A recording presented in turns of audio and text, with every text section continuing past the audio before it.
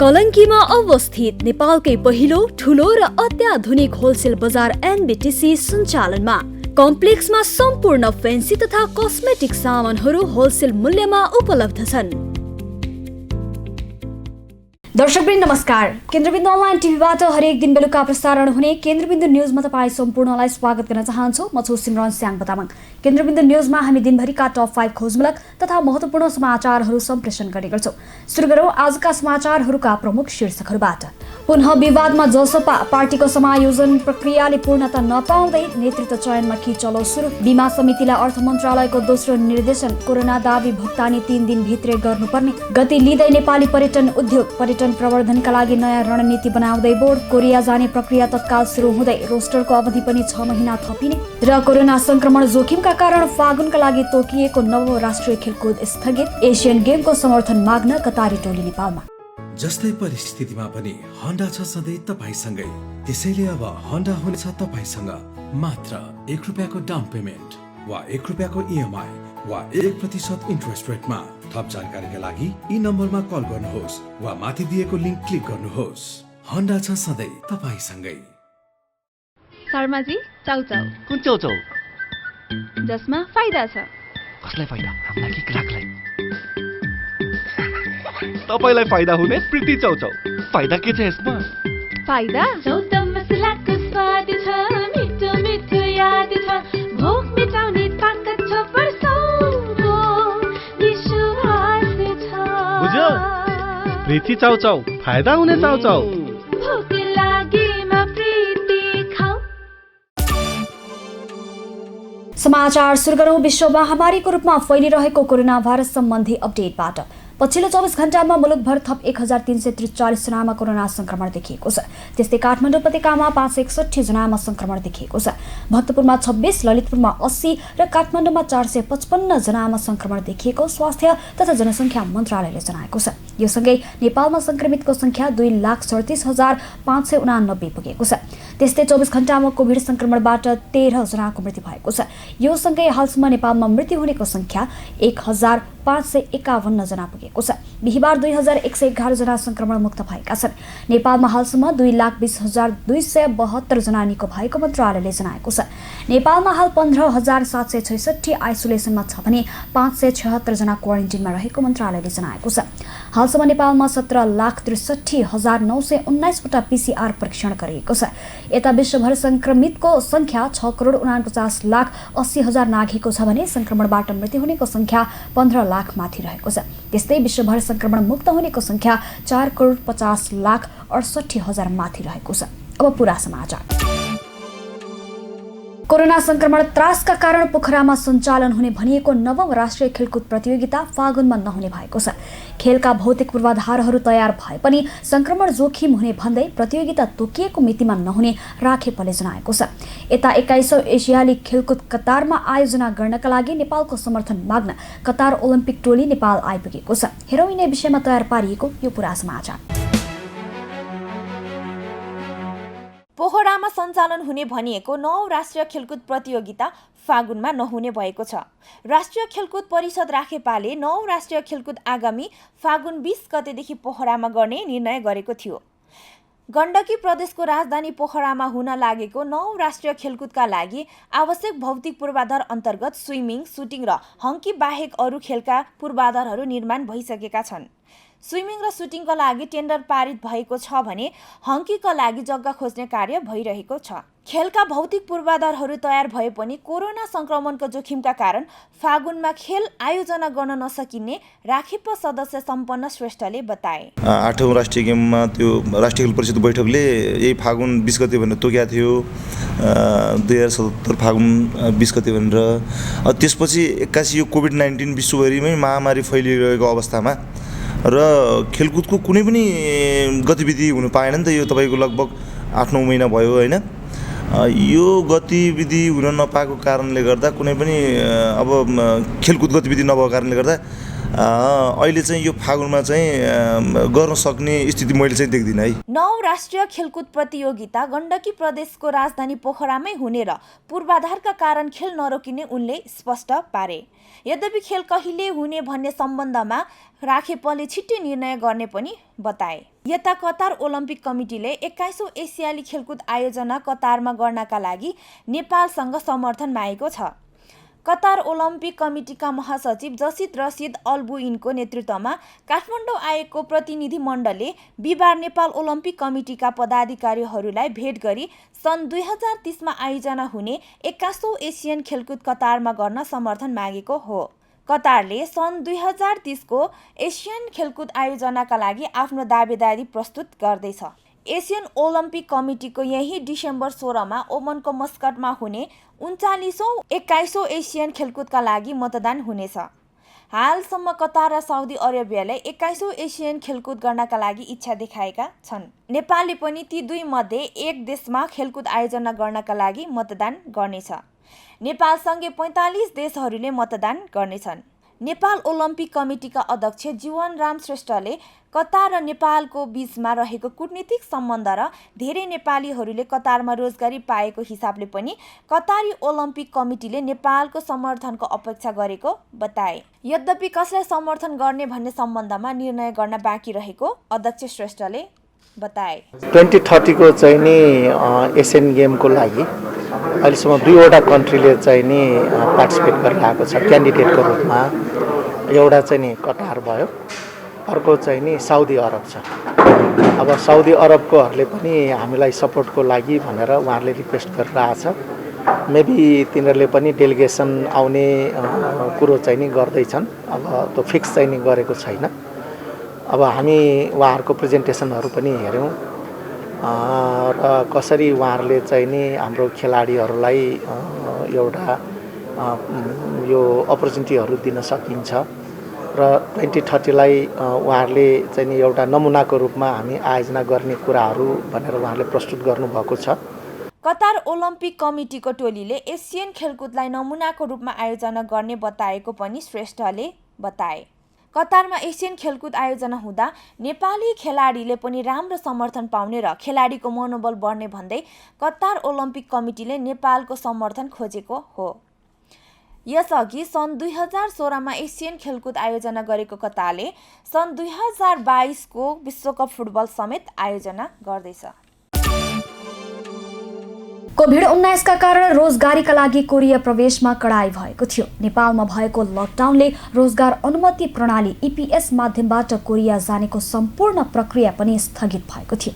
तर अब भने कोरिया जाने प्रक्रिया छिट्टै सुरु हुने भएको छ। हेरौँ पुरा समाचार।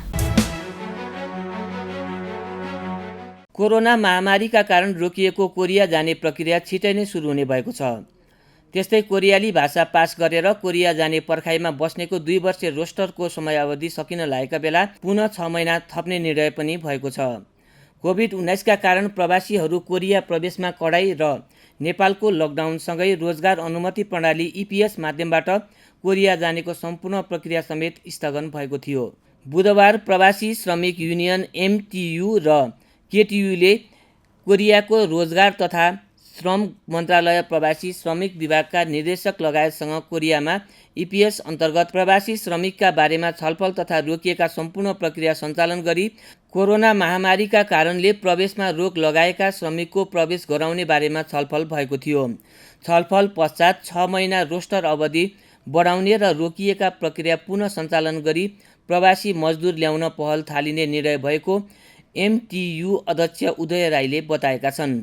छलफलमा MTUले कोरिया आउन रोकिएका प्रवासी श्रमिकलाई चाँडो ल्याउने व्यवस्था गर्नुपर्ने, कोरोनाको कारण आउन नपाएर रोस्टरमा हुनेको 2 वर्ष अवधि सकिन लागेको श्रमिकको समयावधि थप्नुपर्ने, श्रमिक बिदामा गएको समयमा कम्पनी मालिकले सम्झौता रद्द गर्न नमिल्ने, श्रमिकलाई गरिने शोषण रोक्नुपर्ने लगायतका मागहरूमा जोड दिएको थियो।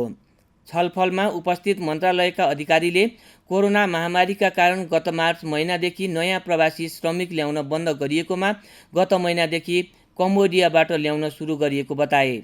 अब छिट्टै नेपाल लगायत अरू देशबाट पनि ल्याउने व्यवस्था मिलाइने र अवधि सकिन लागेको श्रमिकको 6 महिना समयावधि थप गरिने पनि उल्लेख गरेका छन्। सन् 2020 को 56,000 कोटामध्ये 33,100 अर्थात् 59.15% अनुमति पत्र जारी गरिएको थियो भने अक्टोबरसम्ममा 6,074 जना नयाँ प्रवासी मजदुर कोरिया प्रवेश गरेका छन्।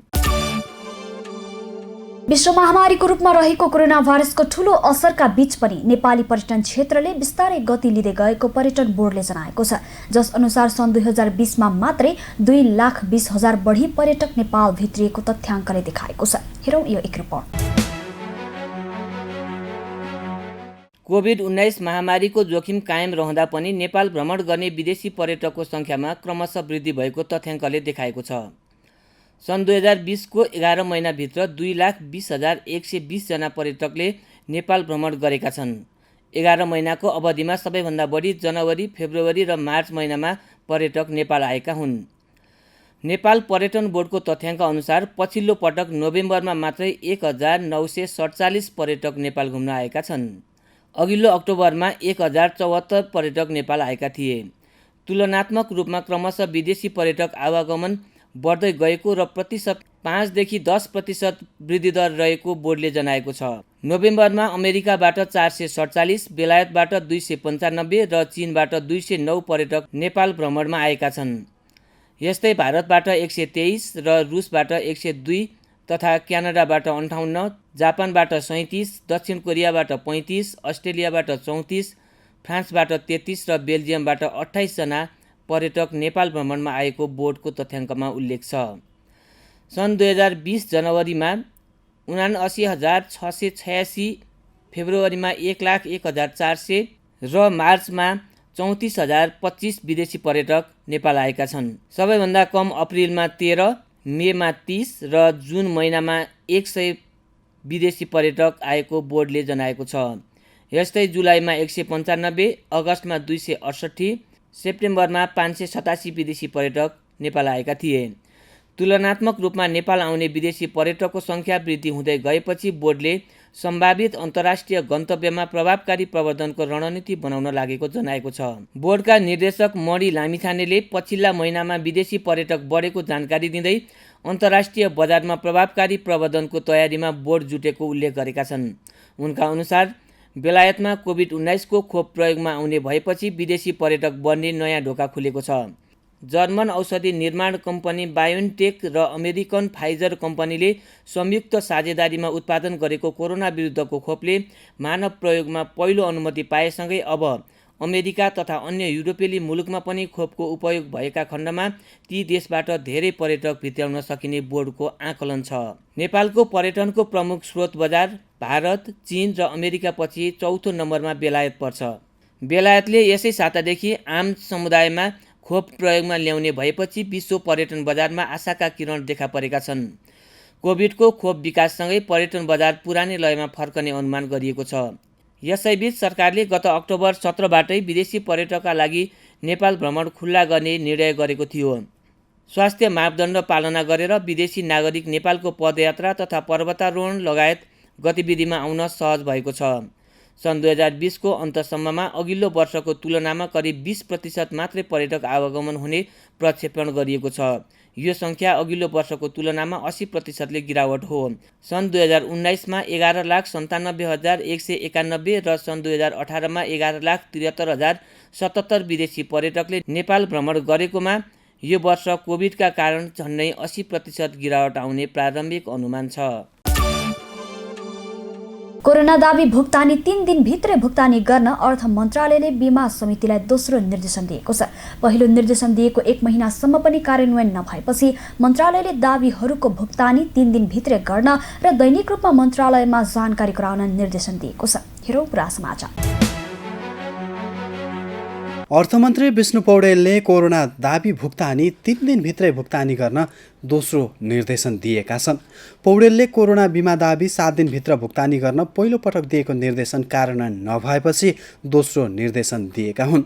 अर्थ मन्त्रालयले बिहिबार बिमा समितिलाई पत्राचार गर्दै यो निर्देशन दिएको हो। कोरोना बिमा मापदण्ड बमोजिम प्रक्रिया तथा कागजात पूरा भएका दाबीहरूको भुक्तानी 3 दिनभित्र गरी दैनिक रूपमा मन्त्रालयमा जानकारी गराउन पत्र मार्फत निर्देशन दिएको छ। पहिलो निर्देशन दिएको 1 महिनासम्म पनि कार्यान्वयन नभएपछि मन्त्रालयले दोस्रो निर्देशन दिएको हो। गत कार्तिक 18 गते मन्त्रालयले 7 दिनभित्र कोरोना दाबी भुक्तानी गर्न निर्देशन दिएको थियो। भेरिफिकेसन गर्न बाँकी दाबीको भेरिफिकेसन यथाशीघ्र सम्पन्न गरी भुक्तानी दिने व्यवस्था मिलाउन पत्रमा भनिएको छ।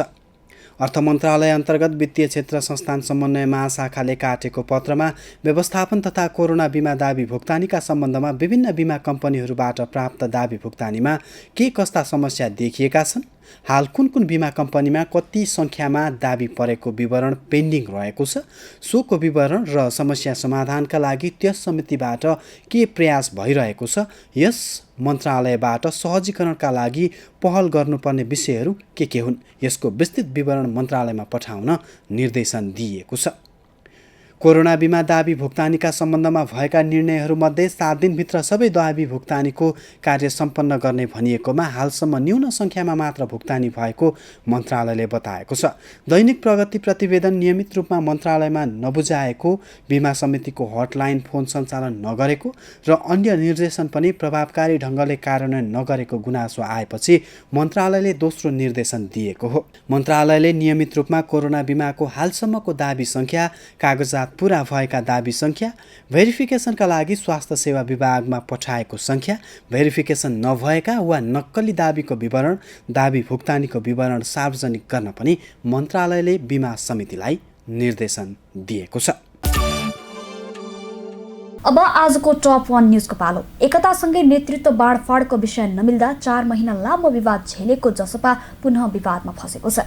प्रदेश, जिल्ला तथा स्थानीय तहहरूमा पार्टीको समायोजन प्रक्रिया सुरु भएसँगै नेतृत्व चयनको किचलो सुरु भएको छ, जस अन्तर्गत तत्कालीन समाजवादी पार्टीले एकतर्फी रूपमा पार्टी समायोजनको प्रक्रिया सुरु गरेको भन्दै तत्कालीन राजपा नेपालका नेताहरूले त्यसको विरोध गरिरहेका छन्। हेरौँ यसै सन्दर्भमा तयार पारिएको यो पुरा समाचार।